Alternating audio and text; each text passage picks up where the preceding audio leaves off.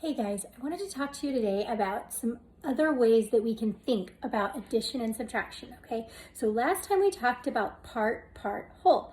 Well, this time we're going to talk about start, change, result. So it's a different way to think about something that's pretty similar. So right now we've got addition where we've got two things that are joining.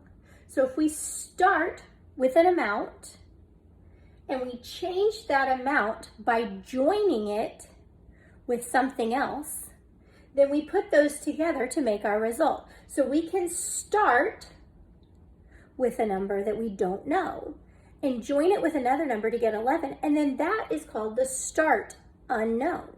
That's the part we're trying to find. So over here we've got 6 as our start.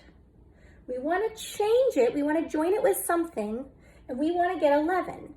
So in that case, our change is what we're trying to find. So down here at the bottom, I've got 6 and 5 that I'm joining together, and that result is the thing that I'm trying to find. So up here, I've got my subtraction. We kind of do the same thing, where we start with a number, we change it, but this time, instead of changing it by joining, we're gonna change it by separating.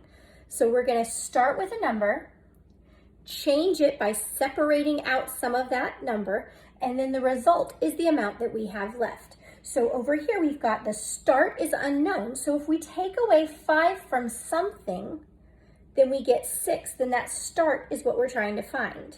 If we have 11 at the start and we want to change it, we want to separate it from a number, then 6 is what we get, then that change is what we're trying to find. And then this last one, we've got our start, we're changing it by 5, we're separating 5 out, and then we're trying to find that result. These two organizers help us to organize our thoughts to figure that out.